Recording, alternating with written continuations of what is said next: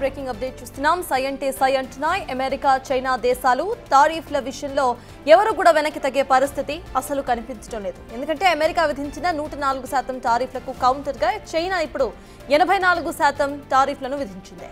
దీంతో ఇరు దేశాల మధ్య కూడా ట్రేడ్ వార్ పీక్స్ కు చేరింది. ఇప్పుడు ఇది అమెరికా ప్రారంభించిన సంక్షోభమని, దీనిని సమర్థంగా ఎదుర్కొంటామని తేల్చి చెప్పింది చైనా. అంతేకాదు, అమెరికాను ఎదుర్కొనేందుకు తమ వద్ద విధానపరమైన ఆయుధాలు కూడా ఉన్నాయని ఇప్పటికే ప్రకటించింది కూడా. ఈ ప్రకటన వెలువడిన కొన్ని గంటలకే టారిఫ్లను పెంచుతున్నట్టుగా ప్రకటించింది. ఇక ఈ పెంచిన టారిఫ్లను గురువారం నుంచి అమల్లోకి తీసుకురాబోతోంది.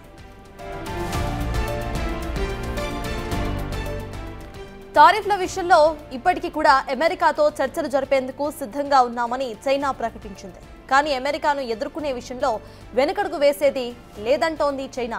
మరోవైపు ఈ విషయాన్ని వరల్డ్ ట్రేడ్ ఆర్గనైజేషన్ ముందు కూడా లేవనెత్తింది. పరిస్థితి చాలా ప్రమాదకరంగా మారుతుందని, గ్లోబల్ ట్రేడ్కు ట్రంప్ విధించిన టారిఫ్లు అత్యంత ప్రమాదకరమని చైనా తెలిపింది.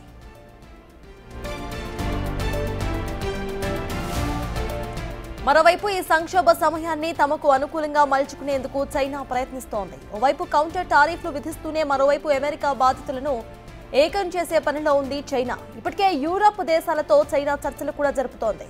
మరోవైపు భారత్ కూడా తమతో కలిసి రావాలని కోరింది చైనా. ఏదేమైనా ట్రంప్ విధిస్తున్న టారిఫ్ల పుణ్యమా అని జియో పాలిటిక్స్ లో భారీ మార్పులు తప్పదనిపిస్తోంది.